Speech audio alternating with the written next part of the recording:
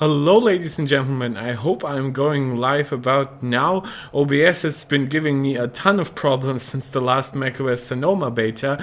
So, for once, it's not actually a problem with my lack of knowledge with OBS. If there's any stutter problem or any kind of consistency problems with my image, it's either from the internet, which is decent, or it's from OBS, which is currently a shit show. So I apologize in advance for that. Now, ladies and gentlemen, obviously you know I am Mark Tech, or I am Mark, your host of the Mark Tech Check, which I kind of thought of making this episode like an honorary Mark Tech Check episode, but it is not going to be 3 hours or anything.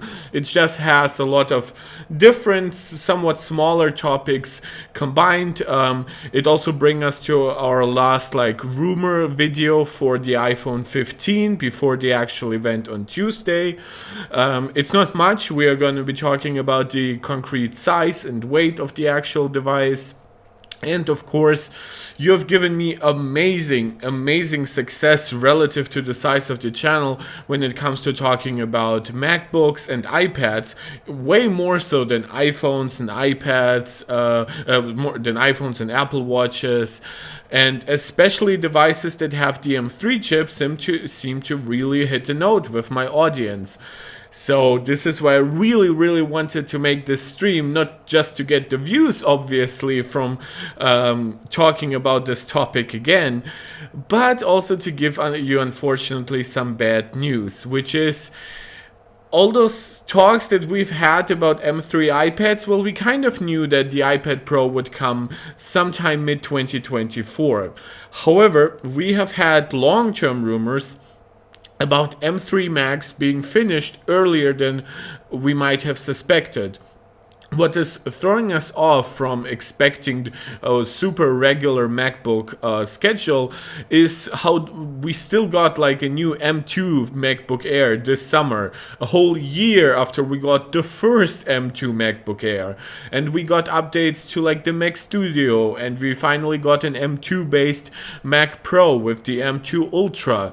So people were thinking realistically, and as it turns out kind of right, that Apple wouldn't launch M3 devices anytime soon to really not further take away the already quite low excitement, not because we are talking about a bad generation of products in the M2, it's just that the overall market is down. Like, people have bought the tech they needed for work from home or work from school, and now they're using it. They are not as reliant on new purchases. Certainly, with a potentially upcoming recession, they are more careful in where they spend the money. So those rumors about M3 Max potentially being ready to launch late this fall, somewhere around the holiday season, well, they might be ready. By all accounts, it seems like basically like Apple will be producing them at that point, given also how 3 nanometer supply works. But as it appears, we are not going to be able to buy them.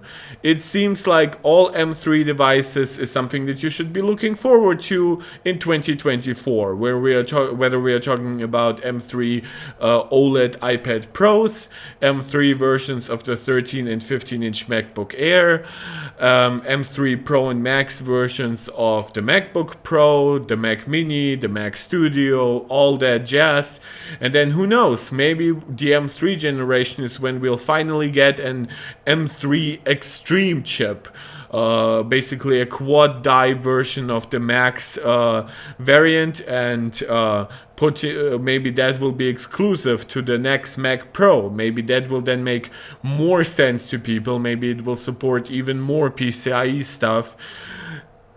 But all of this is now very speculative, because as Min-Chi Kuo is saying, who is a very reliable source, M3 Max are not coming this year. Or as he pointed out, is don't expect it until the end of 2023, which means expect it sometime in 2024. Now, this was a longer intro than I expected, because I really wanted to break the news in a soft way to you. So my cheers here is coming a little late, but I'm very thirsty.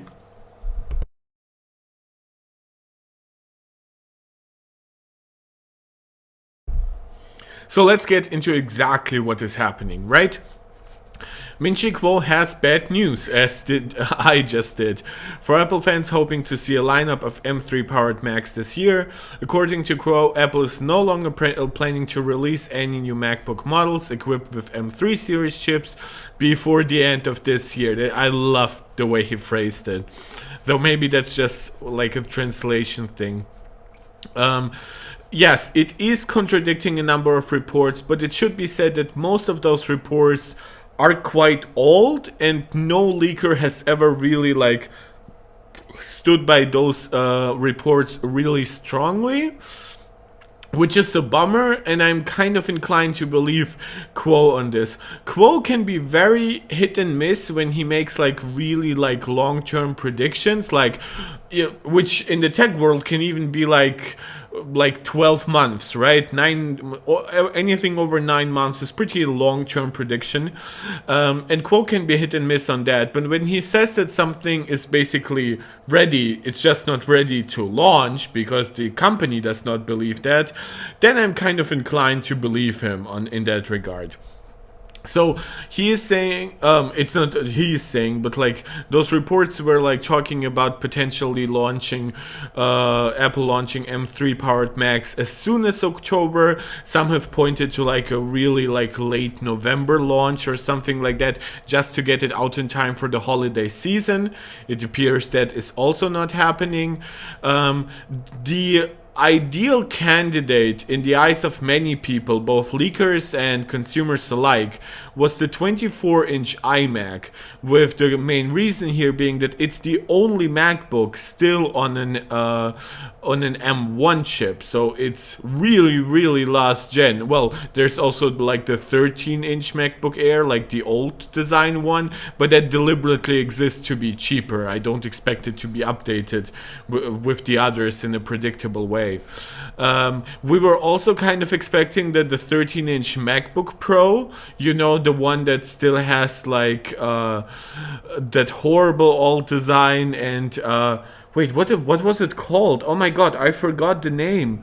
Oh, because I've never owned a device, you know, like the touch bar. Of course, I literally like combined the name in my head. It's like, you know, it's a bar on your Mac keyboard that you touch. Right, it's the touch bar.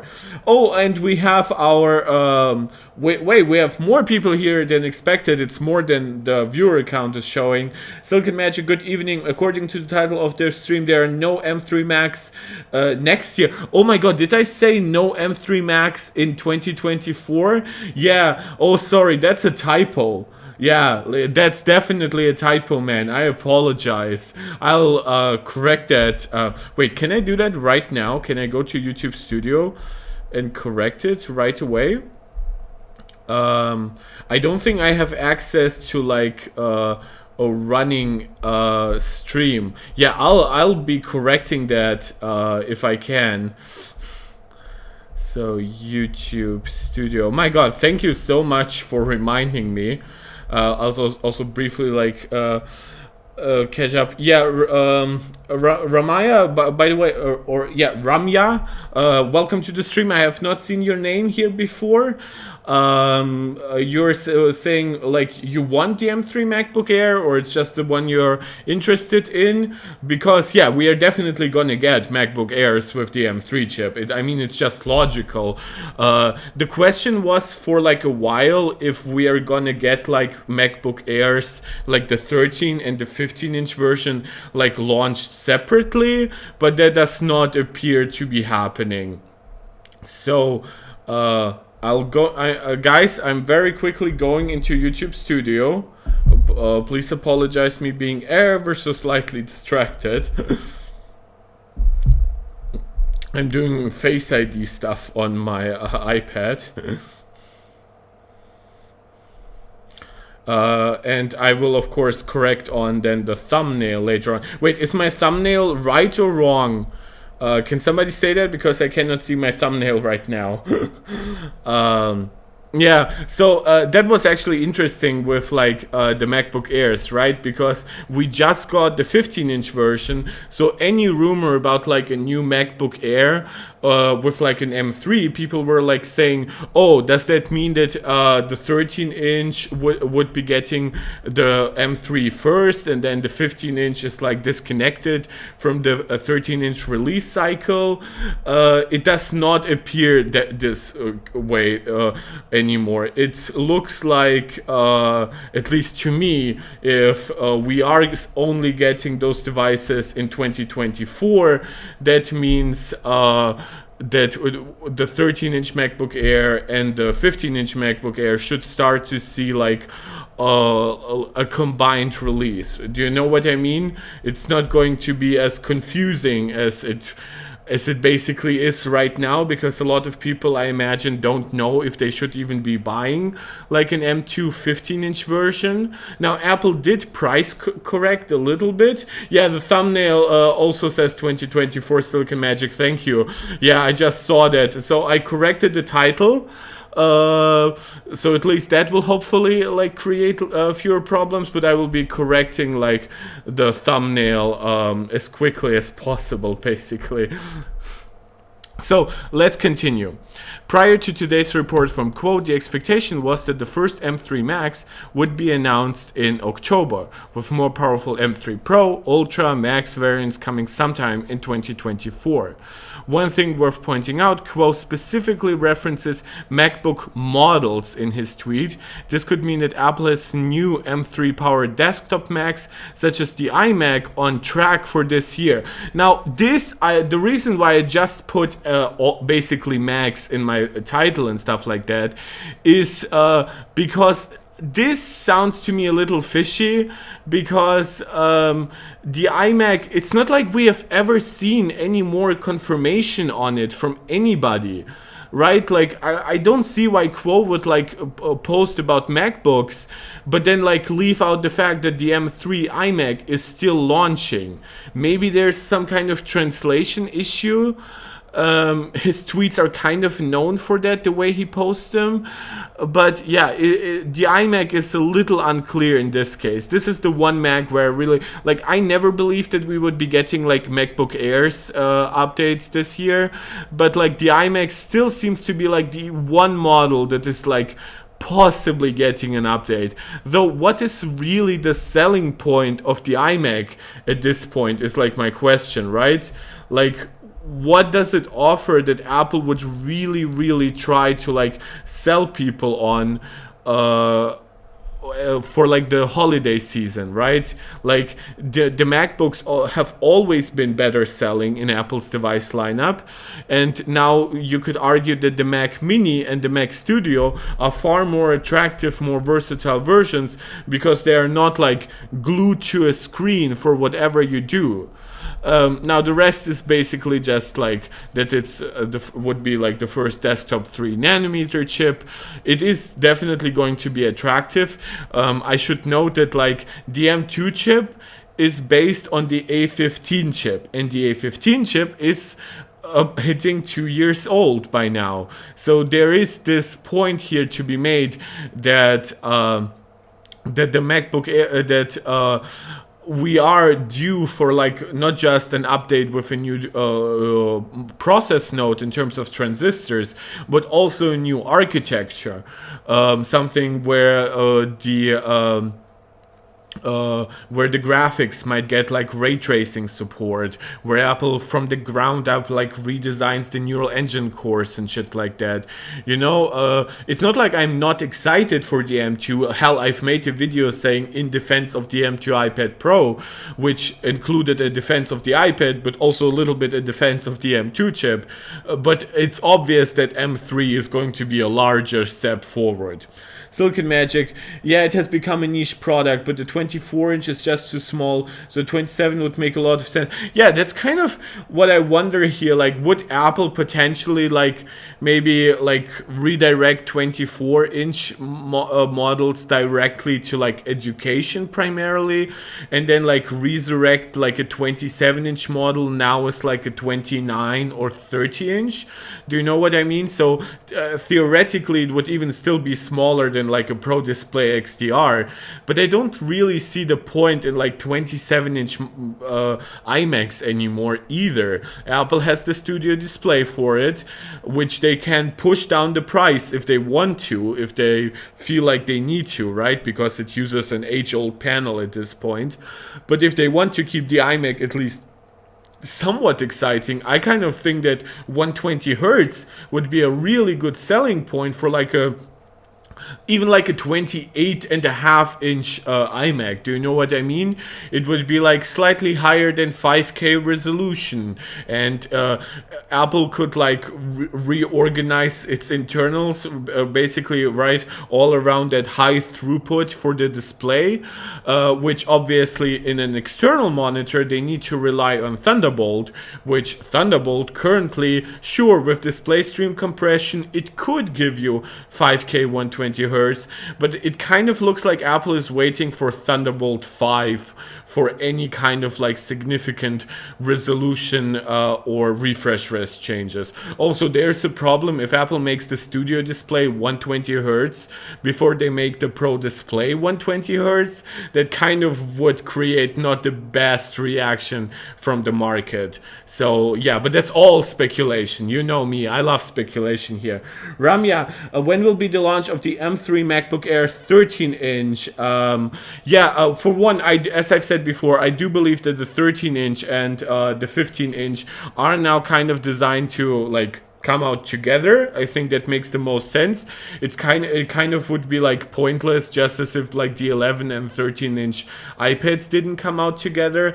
My speculation would be probably a launch similar to what we are expecting for the M3 iPad Pro, which the M3 iPad Pro is like targeting somewhere like late springish, like March, April, to like mid 2024, which like WWDC. It kind of wouldn't surprise me if we got like a big WWDC refresh for almost all like entry-level devices. If Apple really wanted to go crazy, they could even like update all the upper end models as well. There is the small potential that we could get like M3 Pro and M3 Max for once, like we could get the larger chips earlier than the smaller ones. There's also this possibility. Silicon Magic, you're saying spring 24 is what you think. Yeah, I'm kind of inclined to think spring too. Though Apple might want to, like, maybe because Apple like really wants to prioritize the higher margin Pros, maybe they could bring out the Pros in March or April, but then the base M3 version in the summer, right? Again, this is now speculation because we have no leakers currently basically committing to a date for the new MacBooks. The last commitment basically we had was for like a potential October release. And given that it could be possible, right, or it could have been possible, right, that kind of makes me think that Apple is just basically like collecting enough M3 chips, seeing what demand is still like for the M2, so they don't end up sitting on like 5 million Macs in the warehouse, right? If they suddenly, right before the holidays, announce M3 versions, and then nobody wants to buy the M2 versions at any kind of price where Apple is actually willing to sell them, right? Apple will not suddenly discount those by $400 or something like that. So yeah, I think spring is kind of realistic, but obviously as I've said time and time again, it is speculative, and Min-Chi Kuo is kind of known to not really commit to like new information, right? He's like giving us stuff like, oh, it's not coming out this year, but does that mean it's coming out very early next year or mid next year? Ramya, best MacBook for medical student. Well, I am a medical student as well, so welcome, brother. I do have a 14-inch MacBook Pro, though it's not really necessary for a medical student. I don't know if there's any kind of like scientific work where you do, because I have done a little bit of scientific work, and a lot of apps didn't run on my Mac, but I always had like work PCs, so like at the university, so that never stopped me. And then I could make the point that like the 15-inch MacBook Air is like your cheapest way to get like really industry-leading battery life. For a math student, I personally don't think there will be like a big difference between like an M2 MacBook Air and an M3 version. I don't think you really need the extra performance. So if you really need something right now because like the next semester is starting, quite honestly, if you can get like a really good deal on an M2 MacBook Air, you can get those like close to $1,000, which means for around $1,400 you could probably get them with like 16 gigs of RAM and 512 gigs of storage. But obviously it also depends on if you are a tech enthusiast whatsoever, right? I want a 120 hertz screen, I wanted mini LED, I wanted higher performance to play around with like a little coding, some emulators and stuff like that. So I bought myself a really expensive MacBook, and while I have not regretted it, I definitely have seen that some people tend to overspec and then to never really use it, and then ask themselves, oh, did I really need to spend those $400? It's not like I really need like 2 terabytes or 32 gigs of RAM, you know what I mean? So yeah, I think you would be quite happy still with like a current gen device, basically the M2, and I still would, even if you need a little bit of Windows stuff, I still can highly recommend a Mac, because Parallels now works really, really well with Windows 11 on ARM and stuff like that. But yeah, you obviously have to consider some stuff that is very specific to you. Silicon Magic, given that they might introduce an M3 iMac and maybe a Mac Mini in October, I would assume they will not let too much time pass for the Airs. Well, we always assume that, but Apple always has like sometimes really weird gaps. Because it's not always just like, oh, they will just swap out the chips. What if Apple has like bigger plans for the MacBook Airs, like maybe putting in 120 hertz screens or something like that? I don't expect it to happen, but that would explain why Apple might want to like fidget more around with them in the design stage and stuff like that. So just because they're transplanting a new chip into the iMac, it's not a guarantee that we're gonna get the same chip in the Airs right away. Though yeah, I kind of don't think it would take them longer than like 6 to 7 months. It's Diablo. Hey Mark, I want to buy a laptop in late November, early December. Should I buy MacBook Air M2 or Asus ZenBook S13? I already own a MacBook Pro 2005. I mostly want to use it to code and light coding. So that does depend a little bit on what you're coding for, right?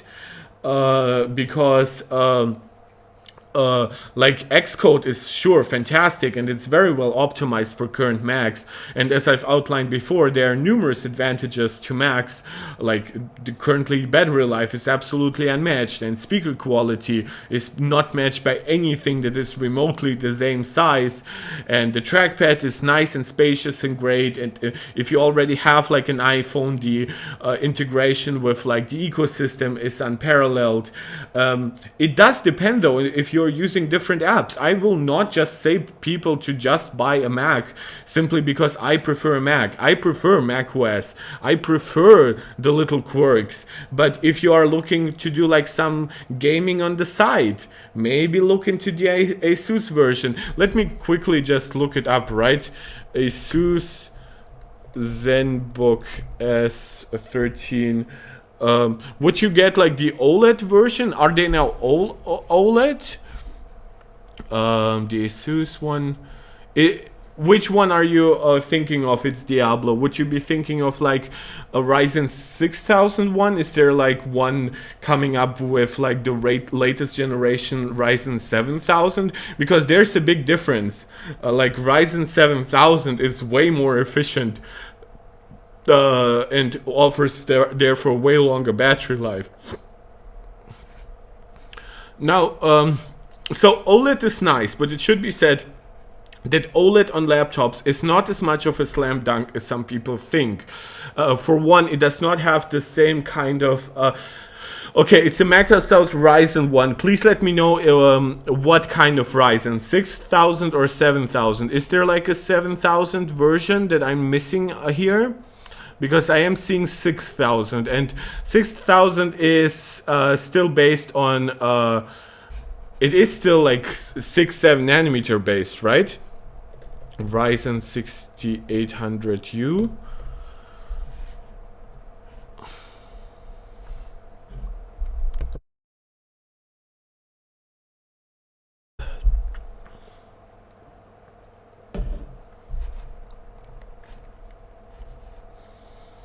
Yeah, it's 6 nanometer FinFET. Yeah, I wouldn't go with like anything like it doesn't seem like you're price limited, right? Because you're deciding between a relatively premium Dell and Apple, which obviously are the more expensive versions. I think there's a lot that is attractive about this device. It's just that like it will have a lot less battery life than the MacBook, and I have like an M1 Max 14-inch version, so, and the battery life already here is not as great as it is on the MacBook Air, right? But it's still fantastic. This will not even get to that. It also has like slightly worse integrated graphics. Does it have any dedicated graphics? It's the 6800M, which is basically integrated graphics. Yeah, I kind of... If you really want to get something out of Windows in that regard, I would recommend looking at something that has like the new X1 chip, right? Or something like that that also offers like decent gaming. Or just whatever is like the latest, like I would assume it would be like the 7800U at this point. Nope. 7800U. Right? Nope. Ryzen 7800. Did they not name a... oh, it's the 7840U, right.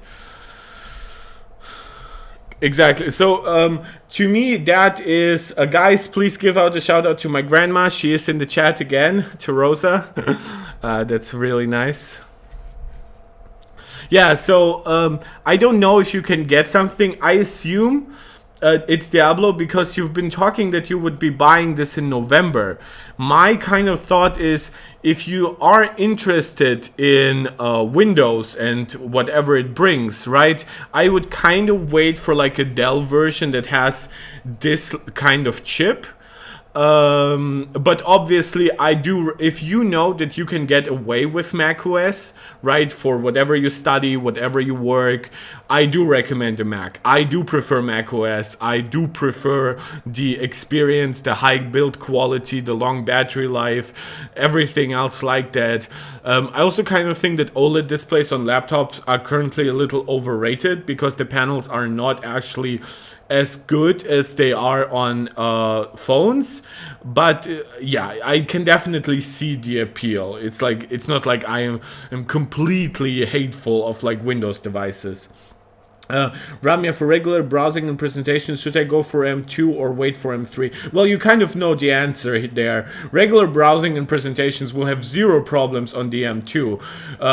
It just depends on if you need something right now anyway, right?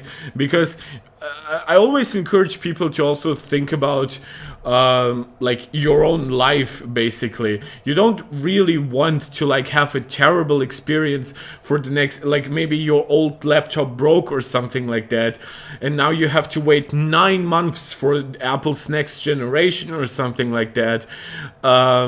Then I don't recommend waiting. Simply, as simple as that. But if you know that you can get by with whatever you have for like the next 6 or 9 months, then for one, that's better for the environment. That's better for your wallet. The new Mac will like last longer and shit like that. Yeah, I'm somebody, I like getting the latest and somewhat greatest. It gives me a little bit of like a future-proofing vibe that I enjoy. But obviously, if you need something desperately right now, I don't think there is anything wrong with the M2 devices. I really don't. And if Apple makes like the M3 devices substantially better, right? Like if they give them like 512 gigs of base storage or 12 or 16 gigabytes of base memory, then I kind of do believe that they would come with like a price hike anyway, and you get really, really good discounts on M2 right now. And especially if somebody like It's Diablo is like thinking of waiting until like November, I think you are both kind of served well even at that point with M2. And for It's Diablo specifically, if you're waiting until November, then there's also the point that by November we will know if M3 like iMacs come out, right? And then you can get a better impression of if M3 is like worth waiting for example. So yeah, that was a long convoluted answer for both of you somehow, but I hope it helped, right? At least a little bit. I'm trying to...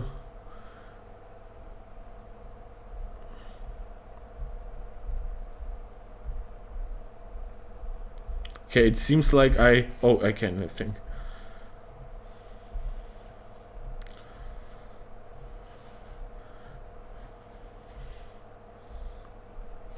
Good.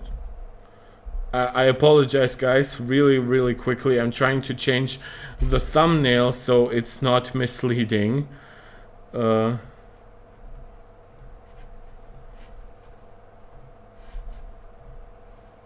Okay, that's good. Everything has been saved. Now nobody's being lied to by my stream. Good. Just briefly check if everything is working. I'm really, really nervous because of how bad like OBS was working. Also, thank you to anybody who subscribed. I apologize for like the slightly chaotic stream, but we now have again 175 subs. We had 175 subs to early in the morning, then we lost 2, and then we gained 1. It's been kind of a wild day, even though nothing is happening. It's Diablo, you're saying it seems like macOS is the way to go then. Now that should I wait for M3 or M2 because the SSD is kind of slow? Well, yeah, that also is kind of an issue if you're thinking of getting like the base version. Yeah, if you're buying something for the next 8 years, to be honest, if you can afford to wait, right, if you can get by with what you currently have, then yeah, I think this will always be like my go-to thing, which is get by with whatever you have until you really start feeling a little uncomfortable with it. Then you really know that like your device like did you justice and that you did your device justice, and then just get the best thing you can without obviously completely breaking the bank, and then enjoy it for as long as possible, which usually with a newer device it then lasts you even longer than your old device did, right? Though for me that might not be the case because I am coming from a late 2012 iMac to a 2021 MacBook Pro, so that's technically like a 9-year-old device, and it served me from early 2013. I don't plan on keeping my MacBook Pro for that long, but obviously there's also a discrepancy between like desktop devices and laptops. Yeah, by the way, I have corrected now the thumbnail and the title, so thank you Silicon Magic so much for pointing that out. I always try to like be truthful in what I do, and I really don't want to clickbait anybody here. So yeah. this was basically the bad news here. It's not terrible news in my opinion, right? Because it's not like it's not going to make the M3 devices worse, and it was kind of always not that realistic to get M3 devices so soon after we just got like a huge refresh across the board for like basically all M2 devices. So yeah, it is what it is. It's not terrible, but I know how much a lot of my channel members like care about getting like the latest and greatest tech, and also about iPads and Macs in general. So I really wanted to cover this before we go into the Tuesday keynote, because I might forget this news once we start getting all the iPhone 15 stuff, all the Apple Watch stuff. I start testing it a week later. You know, it will be a lot. When do you think M3 will be coming out, and will there be a price increase? It's Diablo. I really cannot tell you that, because for one, we have discussed it before in the chat, where we have kind of agreed that spring next year to like WWDC next year is very likely, right? And a price increase, I assume, would really depend on if Apple wants to keep the same base storage configs or not. If they keep like 256 gigabytes of storage and 8 gigs of RAM as default, I don't see them increasing prices. I just don't think the market would respond to that. But if they give you like double the storage, they could potentially like give you an $100 price increase, right? With the argument, oh, previously it cost you $200 to go from 256 to 512 gigabytes. Now for $100 more, by default, you get 512, which is technically $100 less. You see how it works? And if they give you like a little bit more RAM as well, like maybe go from 8 to 12, they could also like justify that kind of price increase. So yeah, but if it stays the way it is now, if they don't add like anything like ProMotion, then I don't see that changing. And especially like on the Pros, because we've had like discussions about OLED on the MacBook Pros for a while, but it seems like that won't be happening until like late 2025, maybe sometime 2026. I've heard like rumors about it being delayed till 2027, which is insane. I kind of assume that like the 16-inch version is like a really big bottleneck there, because Apple obviously cannot just put OLED on the 14-inch. But yeah, so I don't think that we'll get like giant price increases in relation to like the storage and the RAM in the device. The device itself might be more expensive, but I then kind of assume that it would also be paired with more storage or RAM if it gets that price increase. Ramya, should I go for the new M2 for effective price of $850? $850 is a good price for M2. It's really not a bad price. I think it's very, very good for most people to get 512 gigabytes. Because for one, it just makes you more free as you interact with your Mac, and secondly, of course, I think all of you know like the base storage problem with the speed of it, and while I don't like obviously what Apple is doing here, they did drop the price of the M2 at this point, of the M2 MacBook Air. So yeah, if you can get like a 512 gig version for like around $1,000, or even like around 900, I think that would be insane, and I would really get that, because I don't like, if you really cannot wait until like spring next year, I think it's a good idea to get it. Because it's also not that old, especially if you go for like the 15-inch MacBook Air, that device like just came out, right? So it's not like you're losing that much. But yeah, okay, guys, we're moving on from Macs. Obviously, I'm still very happy to answer any kind of questions you might have, because I do have some decent news. I don't know how important it is for my audience, but we just talked about the M2 MacBook Air. Let's talk about the M2 iPad Air.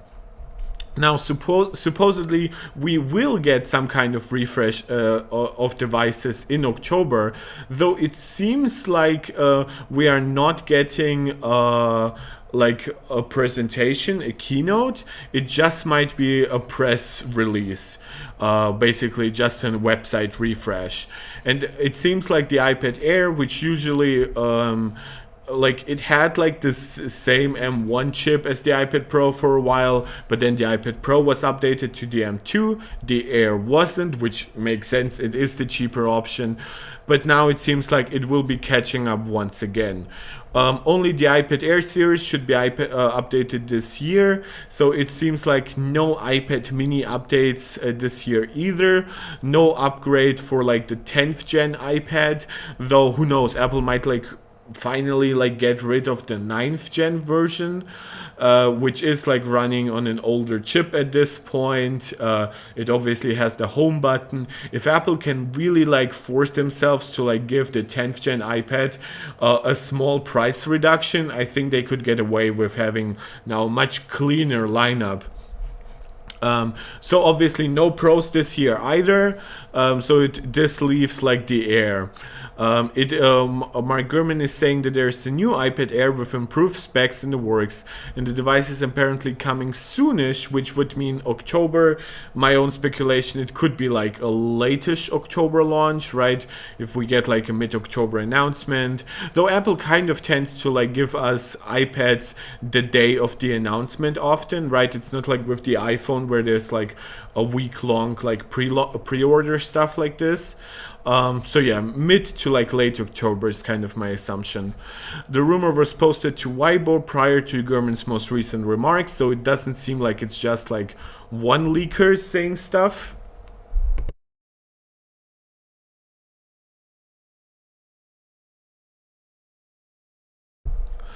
Yeah, and the most obvious thing here, of course, is it just getting the M2. I don't know, right? Like, you have to think about the actual iPad Air we currently have. It's from March 2022. It has M1, a 12 megapixel front camera with center stage, so that is definitely like not getting updated before the iPad Pro gets like a significantly better new front camera. It has fast USB-C port, so maybe Apple would like match it with like Thunderbolt. I don't know how many people would really care about this, right? 5G, so Apple could like give it a slightly newer modem.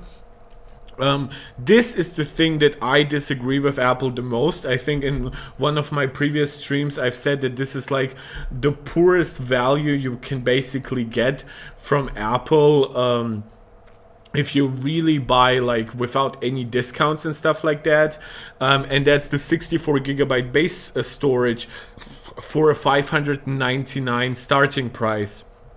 This to me is so ridiculous. It's so anti-consumer. It's also so frankly confusing, right?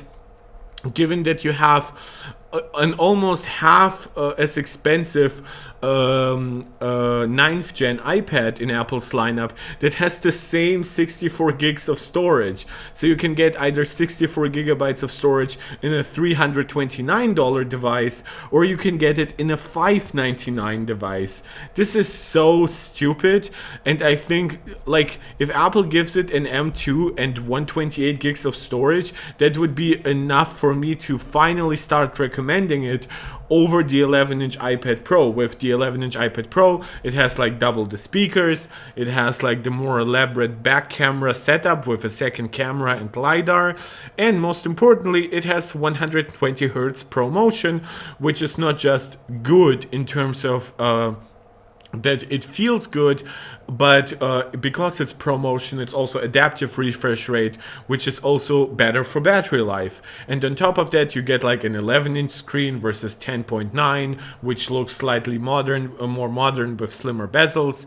You get like stuff you might not really care for, like a Thunderbolt port. Oh, and currently you even get like a new chip, right? You go from like the M1 on the current Air to the M2 on the current iPad Pro. So it's absolutely absolutely a no-brainer in my opinion to get the 11-inch iPad Pro, even if in its base version with 128 gigs, over the shitty 64 gigabyte iPad Air with 599, or even like the 256 gigabyte version for 750. So yeah, that is terrible value in my opinion. It's Diablo in USA. If you live there, when can you get the best discounts on Apple products, specifically on the MacBook? I actually don't know. For one, I do live in Germany. I make my streams because, for one, I do love English. It also allows me to reach a wider audience. But yeah, I don't know specifically. Usually when it comes to all Apple devices get really like some crazy discounts, either before something new is supposed to come out, right? Or you just wait for something new to come out and then it gets like progressively cheaper, you know what I mean, right? It's basically like the older a device is, the better. But then of course the only other recommendation I can have is if you're a student, or I believe, right? No, it's not for teachers, just for students, right? It's school and university, back to school, where you can get stuff like AirPods with it and stuff like that, or Black Friday. Black Friday is, it's not just in the US, but in the US it's a little more crazy than it is here in Europe. From everything that I've heard, I do have family in the US, so maybe I should ask them at some point. Wait, did they move? I kind of should catch up with my family. I'm now reminded of. But yeah, that is basically the other major event. Silicon Magic, I'm honestly a bit surprised you don't address the latest problems for Apple in China industry. Oh, dude, you think I'm like holding back or anything? I almost, honestly, almost forgot, right? For one, I don't care about it. Oh, I just typed in Mac rumors. Mac rumors, China ban. China expands ban, China expanding government, iPhone ban. Okay, yeah, I will be talking about this, no problem. It could potentially mean a last minute price increase or decrease for the new iPhones. Well, I don't think this specifically will, but yeah, so just very briefly, right? I have now given you also my thoughts on the M2 iPad Air. I currently definitely don't recommend the M1 version because just the M2 iPad Pro is so much better. Though there's, you should also be considerate of if you want an M2 iPad Pro at all, or if you can get by until you can buy the M3 OLED version, which is going to be much better, but also likely gonna get a decent price hike. So we are done with that. Okay. Silicon Magic, because you are a really big supporter of the channel, and because I really don't want anybody to think that I kind of am like sweeping anything under the rug, there has been this situation with China. Well, you're saying it resulted in a $200 billion loss in the stock market for Apple. Well, don't forget that this does not even constitute a 10% price drop. I can just very briefly like check on Apple's pricing over a week, right? Apple is down 5.73% in the last week. In the last month, they're down 0.3% because they've had like a really big like stock price increase, but now they lost a lot of what they gained. So again, I'm not sweeping that under the rug in any way. It's just that talking about China is always problematic. Like I am a person you could consider like leftist, or at least like center leftist, but I'm not a fan of China in any way. To me, I really hate governments that call themselves communist and then like work worse than like the worst Western dictators ever did to a degree. And I'm not talking about Hitler, obviously. That's a different discussion.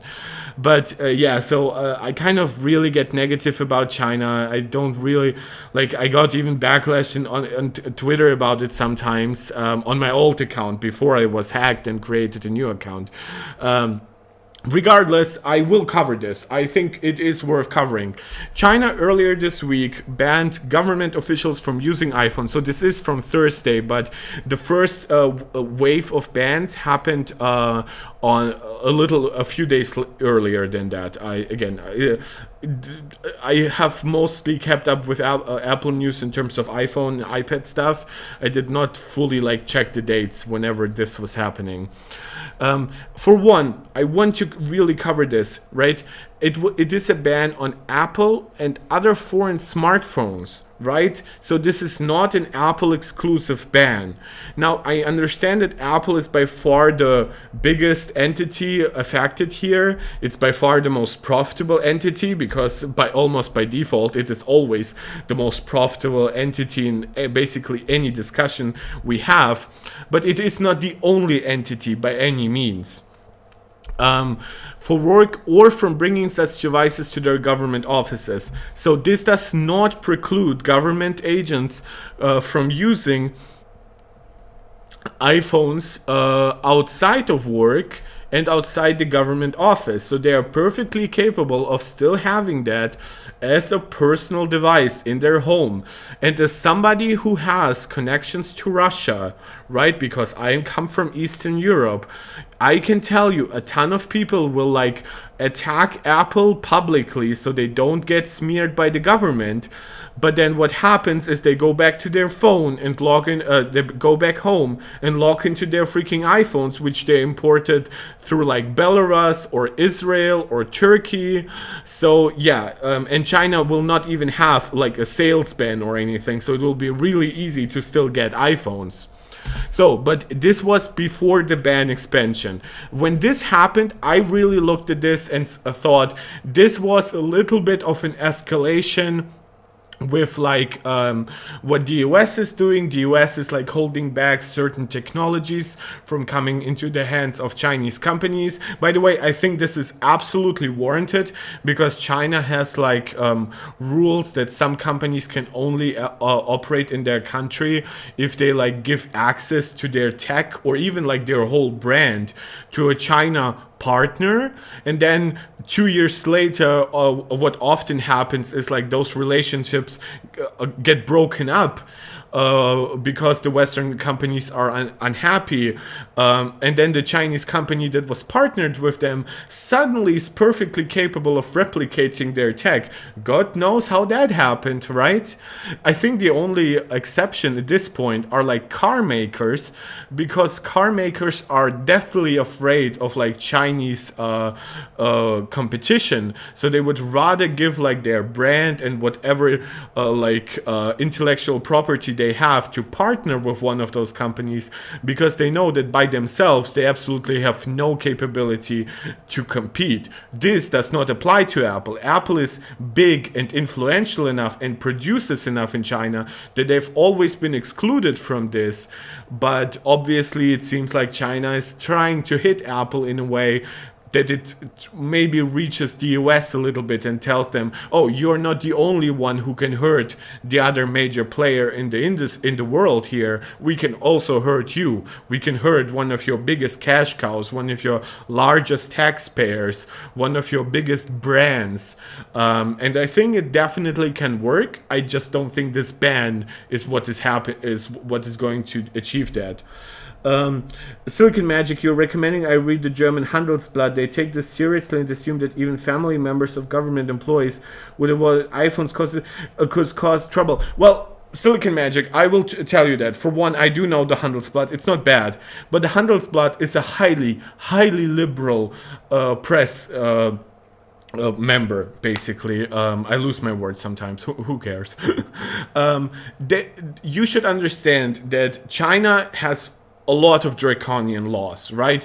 And I've been highly critical of everything what they've done to the Uyghur Muslims, the social credit scores, all that jazz, right? It's insane sometimes what is happening there, what we couldn't even imagine in the West, people of my age at this point. It's not like the West has never done bad stuff, right? Japanese internment camps in the US, and I don't need to go back to Germany my grandfather fought against Germany in the Second World War.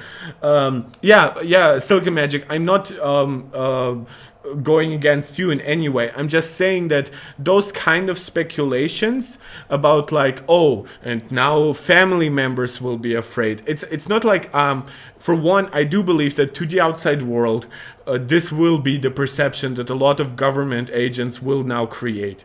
They will now say, oh, I have like a Xiaomi phone or maybe even a Huawei or stuff like that. And we are proud to support companies that are connected to the CCP and stuff like that. But how deep that will actually go, I think it's almost impossible to predict. So it's not like I'm taking this away from Handelsblatt. It could be a possibility. But I have seen Handelsblatt and even like something like the New York Times, which is less liberal these days, but still pretty neoliberal. I mean, it's very like, I mean, it's based near Wall Street. So what can you say about this, right? But there's a lot of fear-mongering here that I do believe will be accounted for by governments. And I actually have a decent trust in Biden to deal with China. Biden is not on a course of completely destroying all relationships with China. China currently is going through deflation in many aspects of its economy, which they definitely don't want to see. China will be hitting a little bit, right? They will flail around, but fundamentally they don't want to lose Apple. Not for one, they don't want to lose just the industry that Apple creates inside the country. They don't want to lose Apple as an employer. Like there's like a real city, so like focused all basically on Apple production with Foxconn, and even like Chinese companies outside of China. Like when you think of like Apple moving to like India or Vietnam to produce their phones, what a lot of people don't understand is that it's often happening through Foxconn, for example, still. So this idea that Apple is like completely capable of divesting from China in a short period of time is stupid, even though of course they should continue on that path. But the other point is that China is incapable from divesting from Apple without looking really, really business unfriendly to the outside world and really hurting its economic chances. It's Diablo. Thank you so much, Mark, for answering my questions so well. I've earned a subscription from you. That's awesome. Now I have to go to sleep. Yeah, I can understand. It is 11 p.m. here as well. By the way, your English is surprisingly good for not being a native English speaker. Well, I am very, very touched by that. I've always been proud of my English, and whenever I have problems speaking, it has less to do with English and more to do with nervousness. But I really appreciate the compliment. Silicon Magic. Given the landscape of modern day's press, there are much worse sources. Oh, of course, dude. This is criticism on an extremely, extremely high level. Like, do you think for one, I don't even believe that something like Russia Today or even Fox News for all accounts is even news at this point, right? I can tell you that like, oh, the Washington Post or the Handelsblatt or the Süddeutsche here in Germany, they have like liberal tendencies, right? But then there are like literal fascist outlets and like literal like mouthpieces for dictatorial governments. Like, no, don't get me wrong. I'm not that kind of leftist. I'm the kind of leftist that doesn't like dictatorships, even if they are covered in red colors.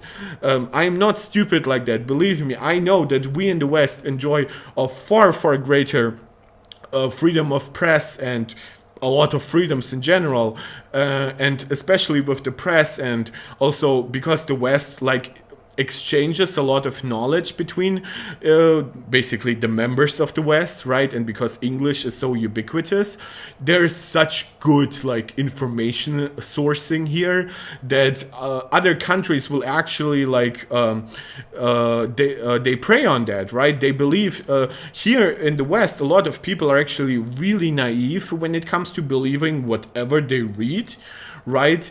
And other governments who obviously want to propagandize and obviously want to share fake news and stuff like that, using fake news not in the way Trump uses it, obviously here, and they kind of hijack that naivete to like just make you believe shit now that you see on Facebook and X, or like in that case I will call it X, because X has become a giant pile of shit in comparison to what Twitter used to be. But yeah, that rant is now getting a little too long. Silicon Magic, it's not if China would care a lot about their image in the world. They do. They do, Silicon Magic. I disagree here. No, I'm not talking about their image as like a humanitarian source. I'm talking about their image as basically as a creator of industries and as a business partner. Given how much China has restructured its economy in a highly neoliberal way, I mean, they have like dozens of billionaires at this point. Communist my ass. They do care about that, and a lot of people inside the CCP care about it. Could Xi Jinping at some point like get a little goofy and go against the interest of his own country? Definitely. I mean, Putin did that in Russia in a really like terrible way, but I do not believe that China will completely forsake economic relationships with the West. So let's continue, because I do want to go through what that ban actually is now with the expansion. According to Bloomberg, multiple state agencies and state companies have started telling workers to not bring their iPhones into their jobs.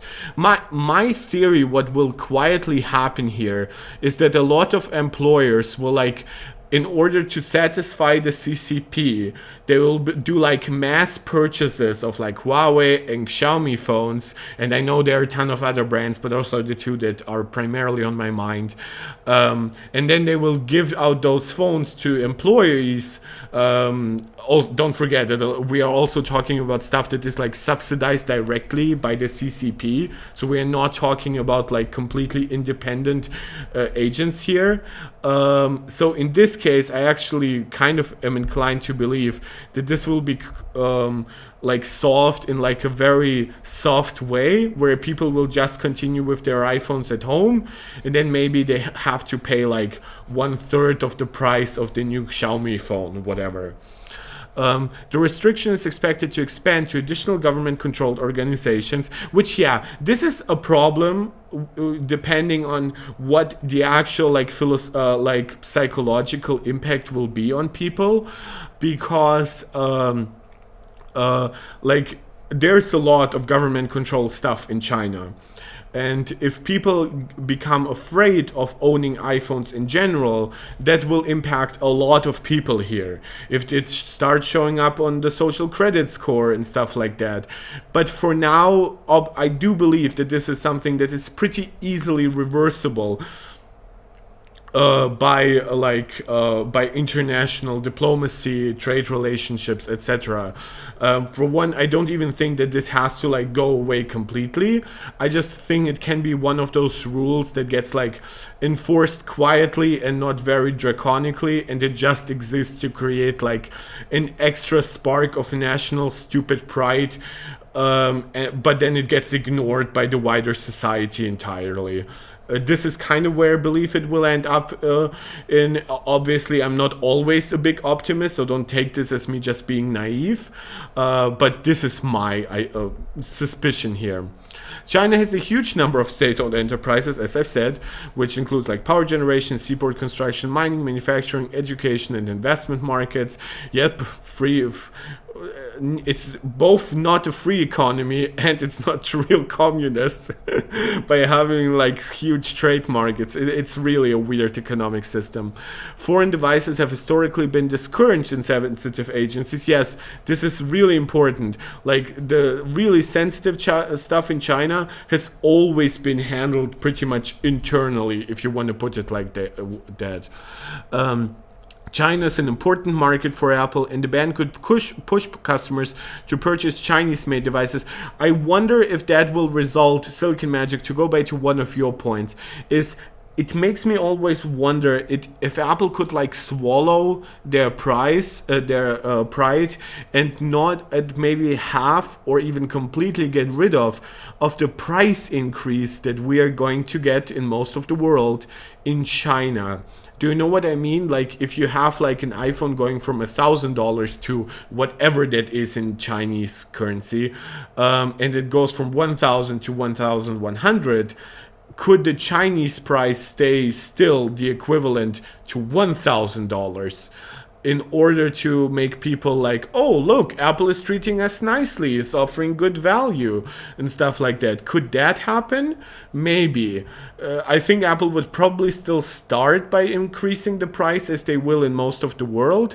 But then there's also like Chinese New Year, and there's like this kind of like holiday where it's for discounts and shit, kind of like Black Friday but longer or something like that. Apple could really make that successful with like a bigger price reduction than in previous years. That's kind of what made the iPhone XS and XR somewhat successful actually in China, because those phones have not been that well received in most of the world. But then Apple did like really aggressive price reductions in China through like carriers and local stores, and I kind of assume a similar strategy could help them here. Your Silicon Magic, you're saying you highly doubt that this would help. I don't know. To be honest, I don't know how aggressive they are in this ban. I think we will see that over the next couple of weeks and months, and I will keep on covering this. It's not like I'm sweeping that under the rug. I've given you my own prediction. It's not like I'm gonna alter it without any extra data right now. But yeah, it is definitely an interesting situation. If it ever escalates to like having some kind of production restrictions on Apple, maybe even like not giving Apple like the full supply of internal resources. Obviously, like China is like really paramount in like a ton of minerals that are needed for phones, and silicon as well. So China definitely can impact Apple in other ways that might not be as public as what is happening here. But yeah, if that starts happening, I will obviously like rethink my points here as well. Silicon, I would even assume they would like to see an even higher price, so even less people would be able to afford that. Well, yeah, if less people are willing to buy an iPhone, they could obviously like make up for that with a higher priced iPhone. That's kind of what is happening everywhere anyway, right? But don't forget that China does have competition that the US might not have, right? So in China, people could start getting pissed off if Apple increases prices by 20% to like overcome potential losses of sales because of this. They could legitimately start losing like the higher middle class there that is really aggressive in like purchasing Western stuff. But if China starts to like reward people, like, oh, we will like, your employer will now pay half for your Xiaomi or Huawei phone, Apple will need to then compete with that. And a price increase is like the last thing that would help. I don't know, to be honest. This will, like, don't forget, Apple, as smart as they are, they're still made out of people, and people make mistakes. So my theory could be 100% correct, but somebody infinitely smarter and more experienced than I could still have a very decent, could still have a very different idea on how to solve it. And as you said it could be with a price increase or anything like that. While somebody also much dumber than I am could also say that, right? Because they can also make like the basic calculation of like, oh, less people buying, so they need a higher average sales price, right? I don't think either thought is bad by default, because Apple does care about their market perception in China. They do want volume sales, and they do have like software to sell to people and stuff like that, which does make up for some potential losses. And by losses, I don't mean like actual losses on the sale. I mean like a slightly lower profit margin.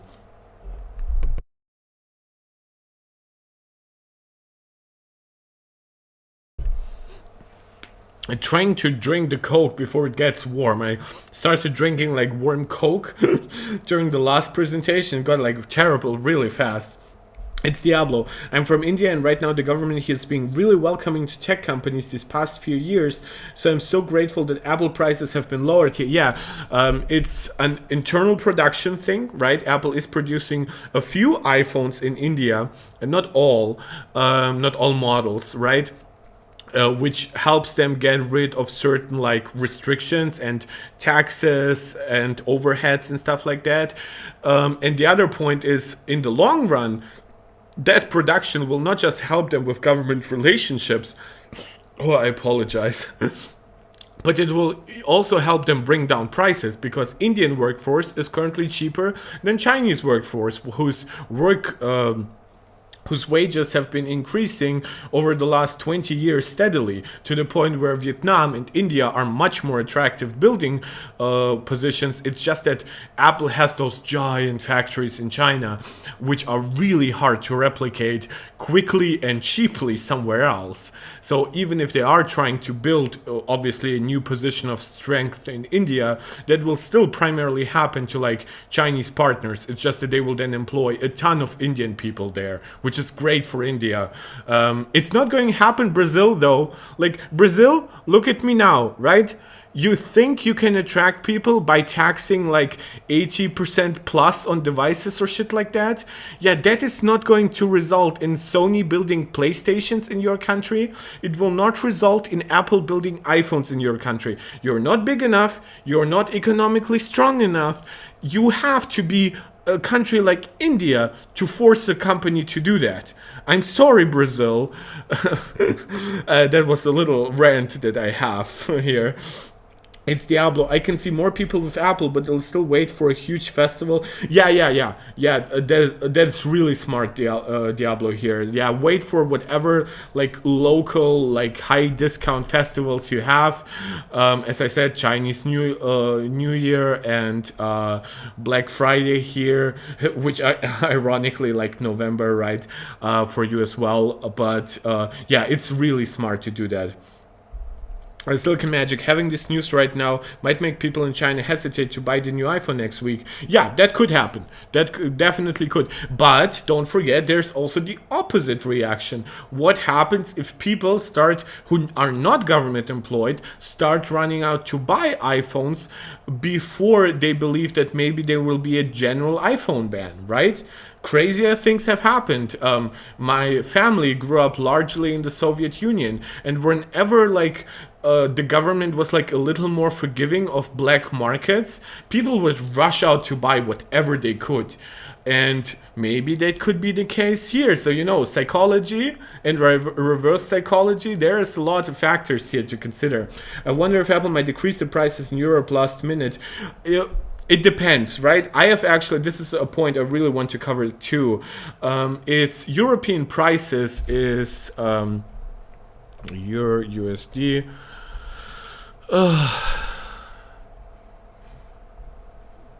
Yeah. I'm accepting everything. Yahoo. Which is, I have been somewhat optimistic over like most of this year that Apple could drop prices. And I don't mean drop prices in comparison where they are now, but that Apple might not need to make the price increase as drastic as in the US, because the euro has really been gaining against the dollar. And my point is here, right, which is last year around the launch of the iPhone 14 Pro, what happened was that that the euro was actually worth less. Nope, not like this. I like the previous one. That the euro was actually worth less than the dollar, right? Which is crazy to consider. It was like 0.96 or 0.97. But then it really gained over the year, and it got to as high as 1.12. 1.125 actually. But now we're at 1.0716. Now, if we compare that to this point, right? That's like an 8% increase. That is nice. If we go from here, can we do that? Yeah, it does not give me like percentage. Oh, it does. Can I do that like here? It doesn't matter. I've calculated in my head. It's an 8% increase for the euro. But there is a chance, like, look at this trajectory, right? The euro is dropping. And I don't think that, like, the US has been outpacing, like, the growth of the European Union for quite a while at a very decent pace. I don't really see like the euro suddenly going back to even like a full 1.1. I kind of see it trading down to like 1.05 or something like that. I don't necessarily see it going below the dollar anytime soon either. But yeah, like there's like some uncertainty. Obviously, with that kind of 8% increase, what Apple could do is they could mostly eat that upcoming price increase and really hope that that makes up for some lower excitement potentially in China. But again, this is speculation. Apple could also try to get away with like really, really high prices in Europe at the start, and then maybe like who knows, maybe in like a spring refresh, they suddenly decide to make really aggressive like price reductions, not directly through Apple, but like through carriers and stuff like that, which do have a decent amount of power in Europe. Not quite as much as in the US, but if Apple can like really sell iPhones for much cheaper to carriers, it would like result in an effective price drop. So yeah, this is basically it, right? In terms of like the China ban, I will keep cover. Like they do also notice like the stock price drop. It's still not egregious, right? It's not even like in correction territory, which would be like a 10% drop. It has also stabilized a little bit since then. But yeah, I can see the problems here, and it's a topic worth covering. It's just I'm not going to piss my pants because of it for now. Will Apple do some last minute adjustments based on it? Well, who knows? The Apple might do something crazy, like potentially only increasing the price of the Pro Max and not of the Pro. Everything is possible, but obviously that is now once again super high level speculation that is kind of unfair on my part, because I am kind of like lying to you at this point if I claim that any of this is like more likely or less likely, because I don't have any kind of knowledge about what is going on internally at Apple and how they currently are perceiving those problems. Apple could very well be like on a government like hug and kiss tour right now with like China to like get rid of this or really limit any kind of further expansions on this ban, or they could be like cuddling up to Biden and explaining to Biden how they need like a ton of government subsidies to start building like maybe factories in the US, or like that would be somewhat extreme, building in the US, right? But yeah, it could also be happening. Where Apple could be like talking with the US government about like how to save like Taiwan and shit, so that they can like preserve their TSMC supply chain. It's all highly complicated. We are talking about a company worth almost $3 trillion. We are talking about the two largest economic entities on the planet in the Chinese government and the United States government. So it's really complicated, and I will not claim to know anything I don't, but I have provided you with all the knowledge I basically have at this point, and all the hot takes as well. So yeah, I don't think there's that much more to say about this. It's not like I'm hiding from this, but at this point, though, as much as I'm saying I'm not hiding from this, it kind of makes it sound like I'm hiding from it. I just think that given that we do have the iPhone that is coming out on Tuesday, and we will know about what Apple decides to do with pricing, I think that will actually be a nice thing that I can provide perspective on Tuesday once we have the final prices in Europe, because a lot of coverage in the world is like Oh, it's like always highly specific to like the country. Like even I talk usually about US dollar pricing, right? Because a lot of people don't understand that the pricing that I would talk about, for example, here in Germany, does include a 19% tax that some US states also have. It just isn't included on the website because some US states don't have it. In some states it's 7 or 9%. Comparing prices in this way is sometimes complicated. Also, you have to account for like just how different like the basically the money power of each country is, right? Sometimes people will like earn less theoretically, but then they have to pay way less for like healthcare here, which obviously in the US, even like the average income might be higher. Then a lot of income would then go to like stuff that here is like government regulated. It is a complicated topic. It's not really easy to compare prices between regions, but I think the comparison of like prices before and prices after and prices in relation to currency strength, at least for like the US dollar and here in Germany or the European Union specifically, I think that will be a nice perspective that I can provide that maybe not everybody else will be able to, right? It is a complicated media landscape in general, and a lot of it is like US dominated, which is understandable, but they do try to give you a slightly different perspective often. Oh, and before my voice gives out, let's talk briefly, or even not so briefly, about the actual iPhone 15.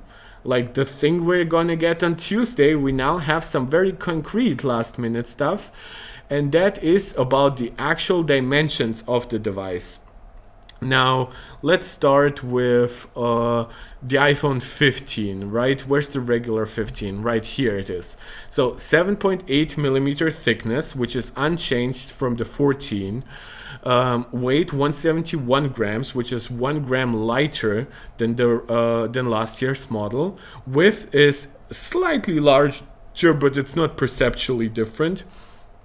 And length is a tad longer, which is really interesting in that regard.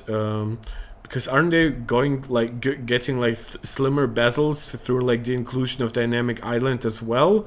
But like those changes are so imperceptible. Like they have a lot to do with like also like how thick the aluminum part of the bezel is, right? So it's always like when you have like 1 millimeter difference, it's a sub 1 millimeter difference. It's not something you would really care or notice. We don't have concrete details on the 15 Plus, but it stands to reason that it would follow pretty much with everything that we see here, except for a higher weight. Obviously, it would also be larger, but I mean, like its percentage changes would look pretty similar to the regular how the 15 fares versus the 14. But now we get to the pros, and first start with the regular Pro. Now the pros are getting thicker, so that does point a little bit into the direction of those having larger batteries, right? Because nothing else really like eats up internal space in that thickness direction, right? In that regard, like, I mean, sure, the camera does, but when we are talking about 8.25 millimeters, we're not actually talking about the furthest point of the camera, because at that point we would not be talking about 7.85 millimeters about the 14 Pro. Even like the 13 Pro had far thicker cameras than that. So we are talking about the actual main chassis. So a thickness increase would kind of, in my opinion, coincide with a battery increase, even if it is a very slight one, right? There's still other stuff in the device like speakers, haptics, maybe like a lot more cooling for the display or something like that would really go really well with like a thickness increase. But I do believe that we are definitely not getting like a battery reduction at those kinds of specs, right? Weight is going down from 206 grams to 188, which will feel so freaking comfortable. Like look at the regular 14 and now 15, which is 171 grams and was 172. You have to imagine like the regular 14 is like 172, but then the 14 Pro is 206. So that is such a large difference, while now it's 188 versus 171. That is a much more palatable difference, and you're getting a much better device. So you are not making the compromise that you've been making for years, which is really fantastic. Width is going down, really fantastic for comfortability. That width decrease is actually really good, easy to calculate, because you do have like 2.15 millimeter thick bezels. The Silicone Magic thicker, I won't upgrade. Well, could I convince you to get a device that is more comfortable to hold and is lighter, right? The width goes down by 1 millimeter, which would coincide with like bezels being like a little more than half a millimeter thinner, right? Double that because you have bezels on both sides, and you have now that 1 millimeter reduction. Basically the same thing happening for length, going from 147 and a half to 146.6. It's actually really exactly the same difference here. 0.9 millimeters down, 0.9 millimeters down. And Silicone Magic, you're saying thicker, you won't upgrade. Might I also convince you that this device will not just be lighter and more comfortable to hold thanks to lesser width and length, but it would also have slightly curved edges, which means it would feel far more comfortable in the hand even without a case. Could I sell you on that? It's just $1,100. But yeah, I mean, like, thickness can be a problem if those things like don't make up for it. I think in this case it more than makes up for it. The 15 Pro Max thickness is 8.25 millimeters. Also, just to understand that we're not talking about cameras, because supposedly the 15 Pro Max has thicker cameras than the Pro. We've actually had some weird rumors for a while that pointed to like the 15 Pro having thicker cameras than the Pro Max, but yeah, that's not happening. Thickness 8.25 versus 7.85, so the same changes over last year. Weight is actually is also going down. It's going down by 19 grams here.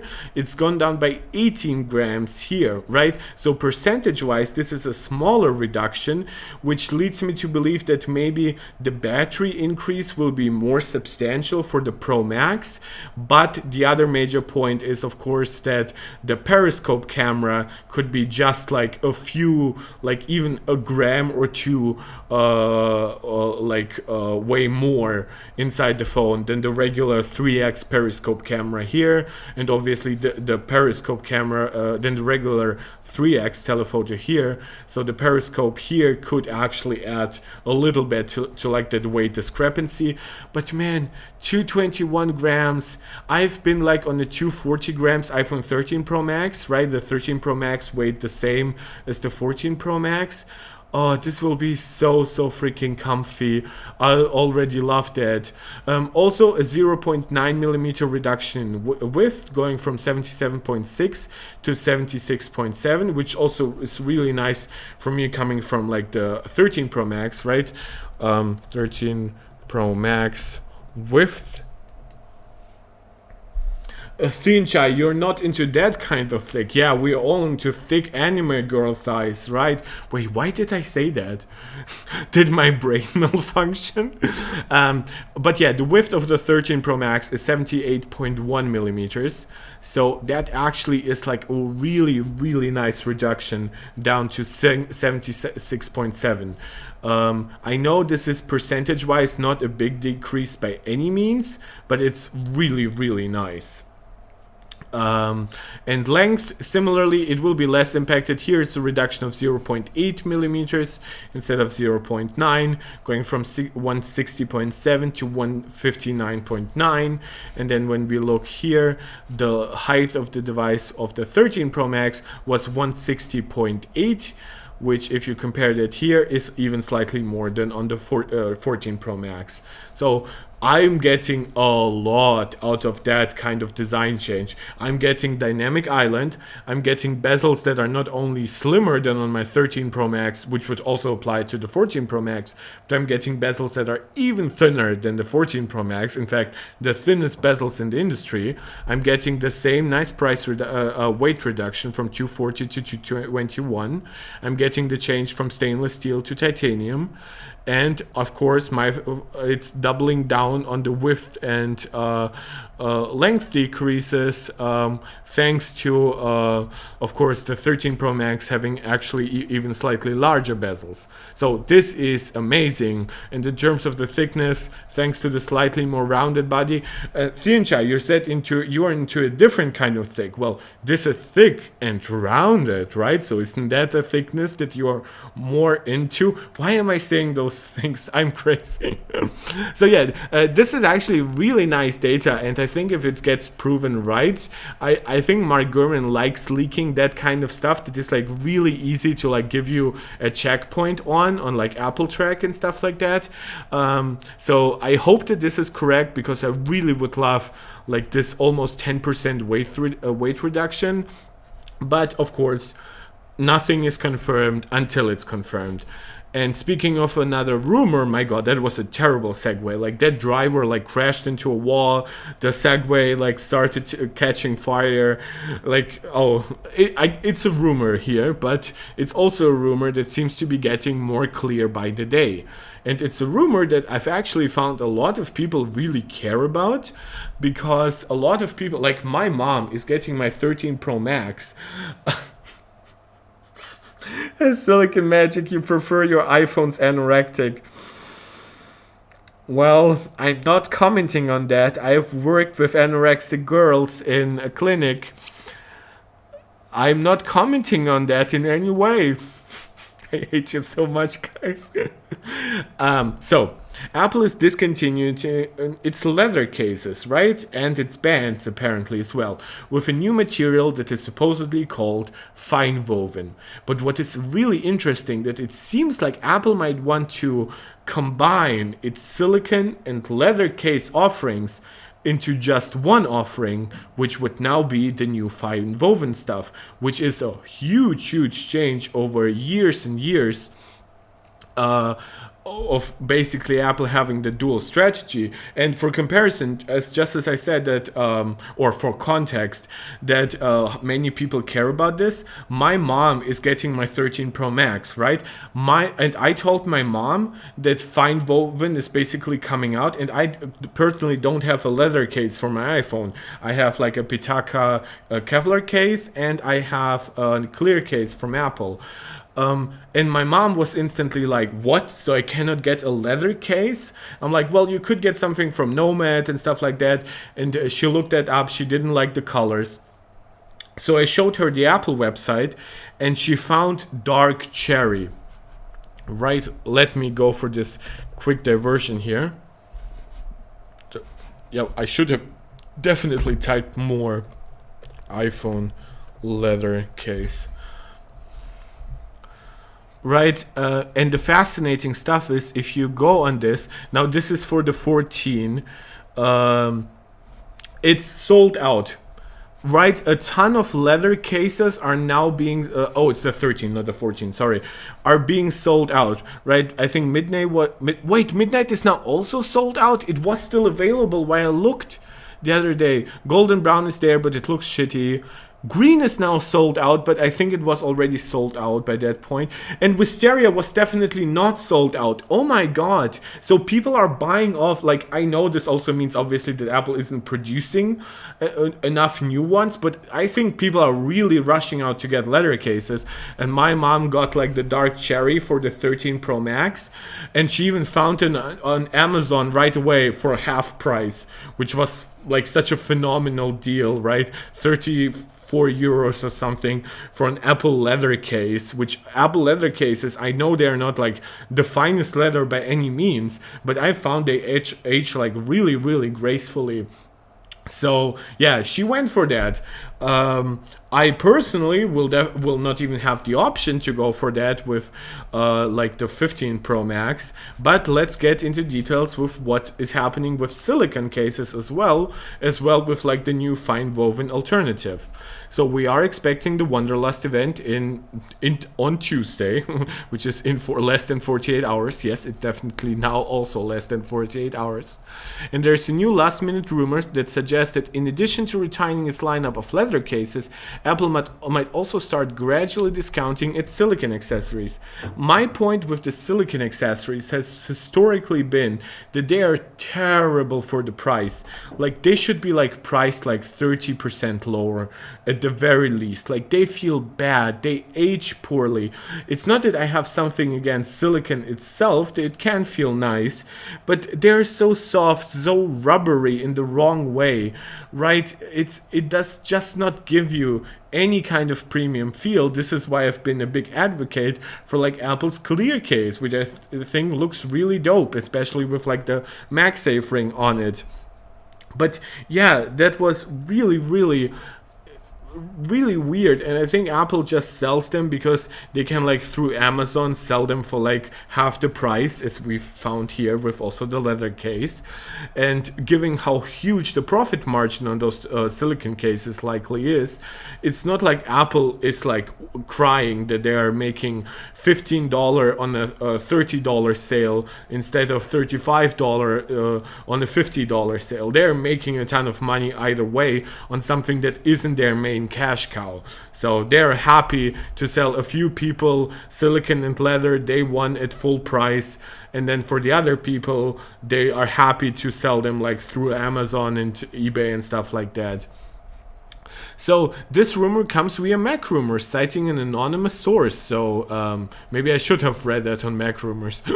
The report explains that the transition away from silicon is not expected to be imminent. Yeah, I kind of think that maybe the supply chain would just not tolerate for that right away, right? The main idea being like, oh, you get rid of leather and silicon, right? Apple does have a supply chain for both, and getting rid of one is what they're currently trying to compensate with fine woven, while with silicon, even if they at some point might want to create fine woven alternatives for every silicon color and stuff like that, and it technically would be able to do all the silicon stuff as well as the leather stuff.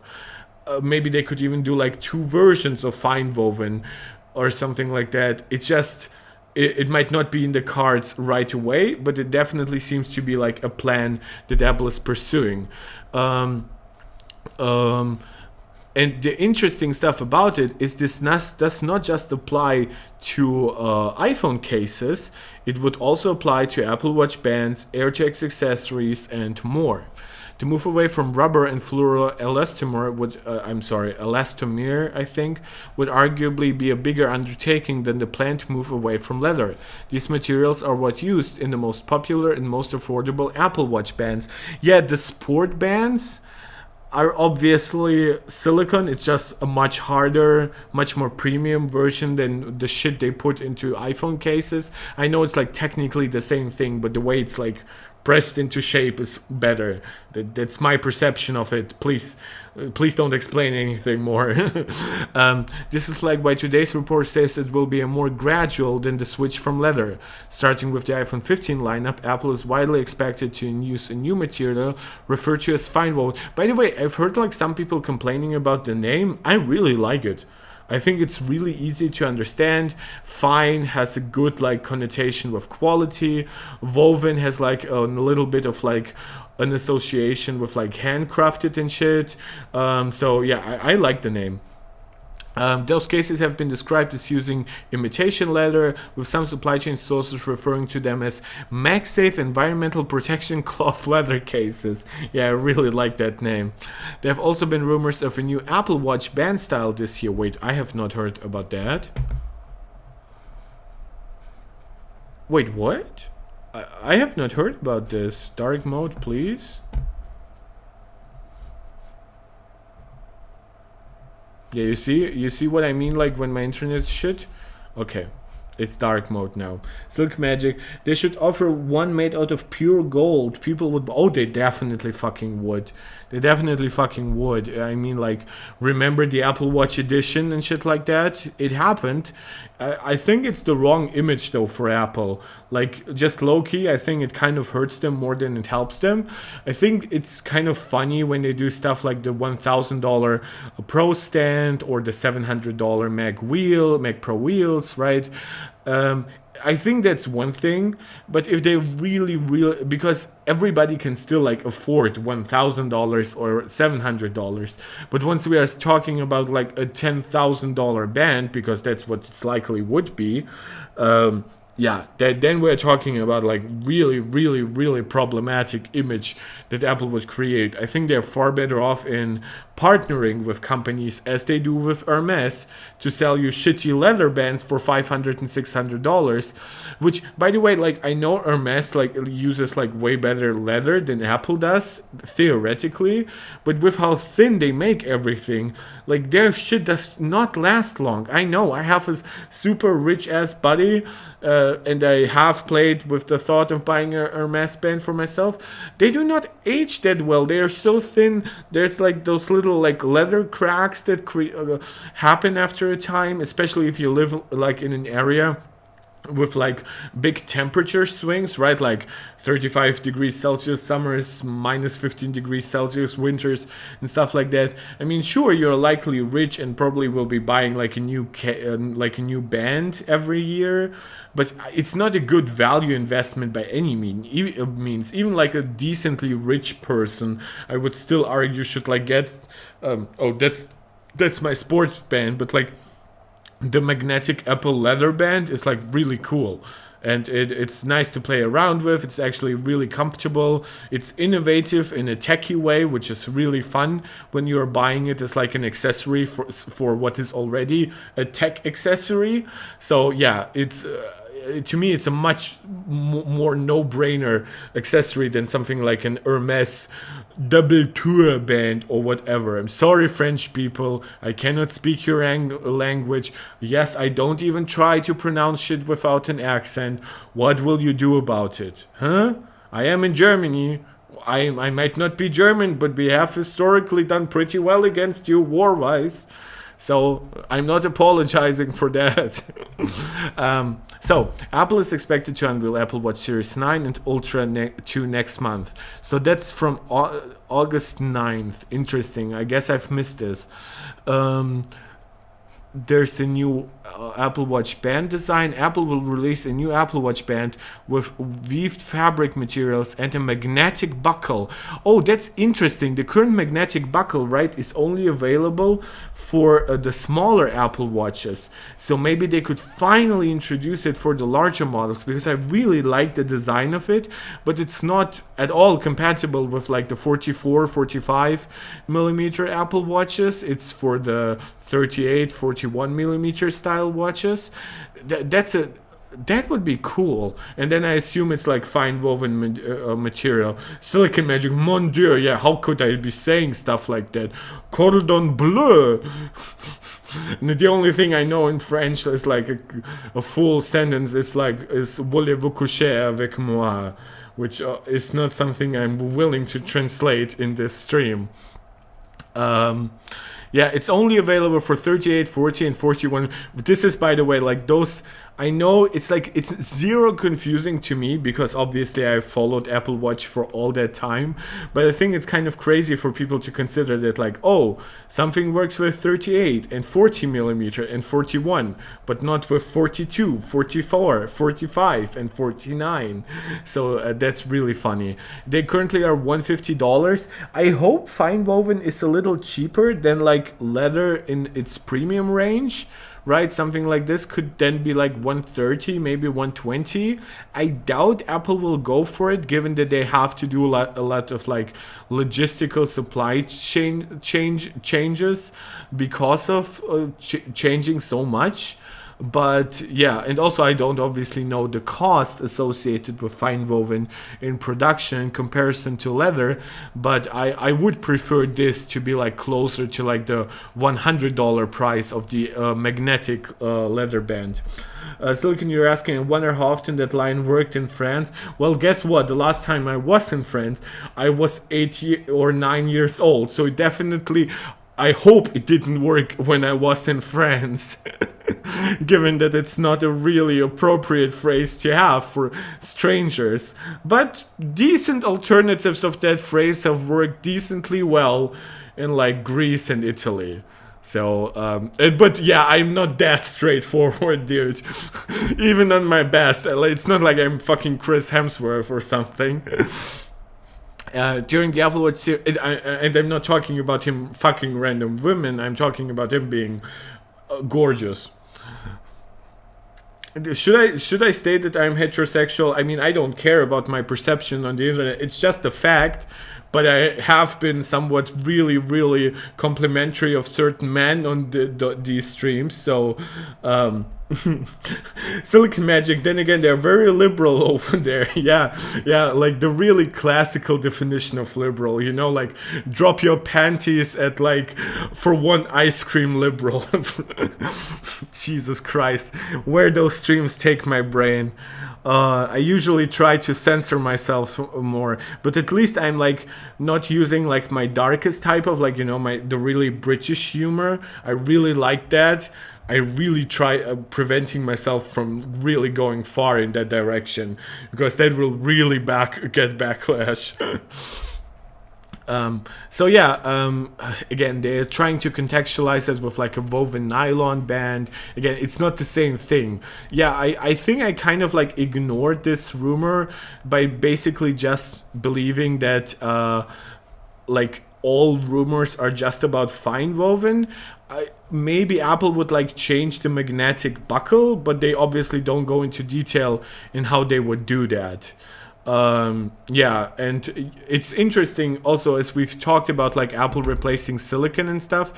Apple's sports bands and like solo loops that aren't braided, they're all made out of silicon, right? So Apple cannot get away from silicon as quickly as they can from leather. It's the cheaper alternative. It's the one that has like a giant supply chain behind it, and it's something that is really easy to include by default with like Apple Watches, for example. Because people are used to that at this point. While if they change to fine woven, maybe they'll get some backlash initially for how it feels. I think they also want to market it first as like an alternative to leather rather than an alternative for everything. And who knows how they exactly decide to like differentiate maybe like a cheaper and a more premium version of fine woven. I'm not an expert in like leather imitation and what the price differences there are that you could achieve. Obviously, it depends on from which material you can build it. Like people like build shit out of like recycled like pineapple skin at this point. So and Apple seems to be a very innovative pro-environment actor in this field, so they could like go really crazy with how they actually build fine woven and stuff. Not saying it will be that, but it could be. In addition to Kostanami's description of the new band design, they also provide a graphic intended to depict the concept. So, if we look into this, right, this obviously like closes here on the side. So you overlap this and then it closes. While here, it would be like if this was here. So I wonder if this was, like they would make this like a lighter gray if this was like a slider, right? It's you know what I mean? It would basically be like a clasp mechanism. But yeah, like I'm not an engineer for watch bands by any means. This could mean everything and anything to me if somebody smart were like to gaslight me. But somebody could say that this is like an Apple Watch with a dynamic island, and maybe on a very drunk evening I could actually believe it. But yeah, it looks interesting by all accounts. It also has like that woven look, right? But yeah, this leak like did not come with like fine woven mentions and stuff like that. This is like from newer rumors, and I obviously cannot tell you what exactly to expect. Everything seems to point that leather is replaced with fine woven on Tuesday, and it now seems like silicone will follow in that direction. Maybe Apple can get like fine woven to be like $10 less expensive than leather, which would like really encroach on the market of silicon cases. So Apple would just rather upsell you on a more premium fine woven band, and then if you really want leather, you'd buy a Nomad band or something like that. And Apple would then have only one material left in the pipeline, except for all, stuff like nylon and stuff like that, right? Where Apple Watch bands are a little more crazy than iPhone cases are. So yeah, and we are now almost 2 hours into the stream, which I didn't expect this to be that long, but the China topic derailed us in a positive way, I think. I think it was a topic very much worth covering, but it now results in my voice being a little gone, obviously. I've had some friends over and stuff like that, so I did talk and laugh a lot. Yeah, but this is basically what I wanted to talk about, and now we are all kind of looking forward to, no, not M3 Max, but the iPhone, right? I think, to me, I kind of am even more excited about the Apple Watch because it's just such a big upgrade over my, by this point, 5-year-old Apple Watch Series 4, while my iPhone upgrade is just a 2-gen upgrade, right? 13 Pro Max, skip the 14 Pro Max, now getting the 15 Pro Max. It's pretty logical what a lot of enthusiasts are doing these days. Even a lot of like just like financially well-off regular people do that too. While with the Apple Watch, it's a substantial increase, especially if I go to like the Apple Watch Ultra, then it's not just a difference in like generations, but it's also a very differently priced watch.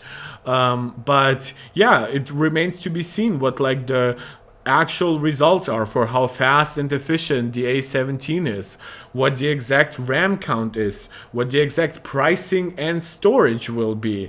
Could there be like a crazy 16 gigs of RAM, 1 terabyte and 2 terabyte version, right? Especially 2 terabytes, which currently is not on offer.